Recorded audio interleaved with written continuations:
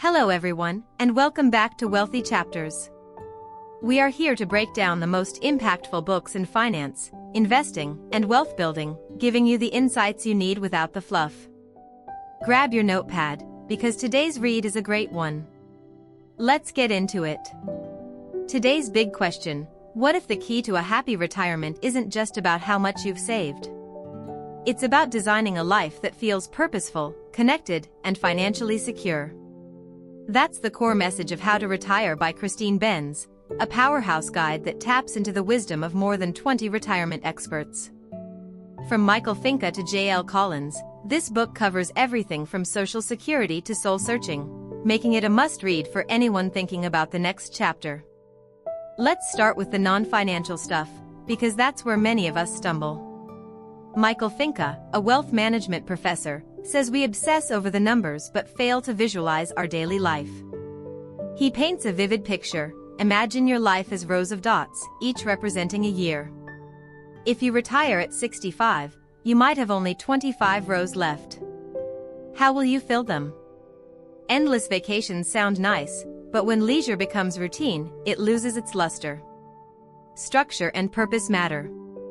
Maybe you keep working part-time in a role you love, or you dive into volunteering. The key is to build habits before you retire. And speaking of habits, Laura Carstensen from Stanford reminds us that relationships are the real longevity booster, more powerful than wealth. As we age, our social circles shrink by design, and that's healthy. We keep the deep, meaningful connections and let go of the rest. But you need at least 3 or 4 close bonds. So tend to those friendships now, because your work buddies may fade after you exit. Now, let's talk about the money, because yes, it still needs attention. Social Security is a cornerstone. Mary Beth Franklin explains that delaying benefits until 70 can boost your monthly check by 8% per year after full retirement age. That's like getting a guaranteed, inflation-adjusted raise for the rest of your life. For couples, the classic split strategy is powerful. The higher earner waits until 70 to maximize the survivor benefit, while the lower earner claims early at 62 to bring cash flow now, knowing that later they'll step up to a larger spousal or survivor benefit. Once you're in retirement, how much can you safely spend? The classic 4% rule is a decent starting point, but Jonathan Guyton argues for flexibility. His guardrails approach lets you start higher, say with a 5.3% initial withdrawal rate. Then each year, you adjust. If your portfolio has done well, you give yourself a raise. If it's down, you trim your spending but keep it within a safe band, no more than a 20% change. For instance, on a $1 million portfolio, you'd start with $53,000, and if markets tank, you might go down to $42,400 but not lower, protecting you from overspending while giving you upside. David Blanchett's research on the retirement spending smile shows that spending naturally declines in real terms through most of retirement, only ticking up late for some due to healthcare. This means you can front-load travel and fun in your active years, then tighten later, which dovetails neatly with flexible withdrawal systems. To execute this, you need a resilient portfolio. Christine Benz herself advocates the bucket strategy: keep 2 years of expenses in cash, another 8 years in high-quality bonds, and invest the rest for growth. This way, you never sell stocks in a bear market. For a retiree spending $35,000 a year from a $1 million portfolio, that means $70,000 in cash, bucket 1, $280,000 in short and intermediate-term bonds, bucket 2, and $650,000 in global stocks, bucket 3.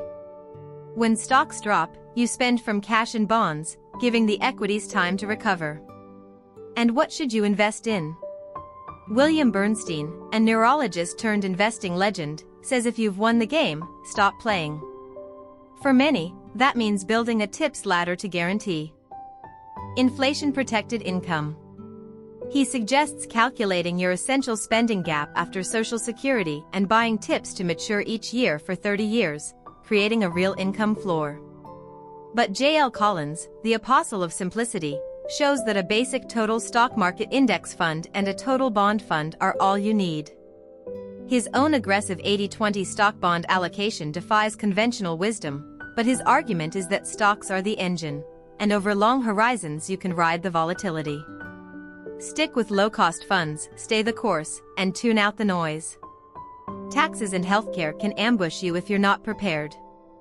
Mike Piper explains that the early retirement years, before RMDs and Social Security, often present a low-tax window perfect for Roth conversions. For example, if you're in the 12% bracket, you might convert just enough traditional IRA money to fill that bracket, reducing future tax bombs. He also highlights the power of qualified charitable distributions after 70.5 to satisfy RMDs tax-free. And Carolyn McClanahan, a physician and planner, stresses having a long-term care plan. The average need is 2 to 3 years, but if you're healthy, dementia could require 5 years of care. A hybrid long-term care insurance policy or a dedicated $100,000 bucket can provide options without derailing your legacy. Perhaps the most crucial advice comes from Jamie Hopkins and Maria Bruno: be adaptable and focus on what you can control. Markets will gyrate, health will change, and your goals will evolve. If you build flexibility into your spending and stay disciplined about healthy habits and costs, you'll sleep better. Finally, Jordan Grumet, a hospice doctor, leaves us with a poignant challenge. He asks, if you had 6 months to live, what would you regret not doing? Conduct a life review now, while you still can, and start chasing those dreams. Even small steps matter. Climbing that mountain, writing that book, reconnecting with an old friend. The greatest regret of the dying isn't failure, it's never having tried. So, as you plan your retirement, remember, it's about more than a balance sheet. It's about crafting a rich life, one dot at a time. That wraps up our deep dive for today. Thank you for tuning in to Wealthy Chapters. If this chapter helped you look at the markets a little differently, drop a like, share this video with your friends, and hit subscribe to join the community.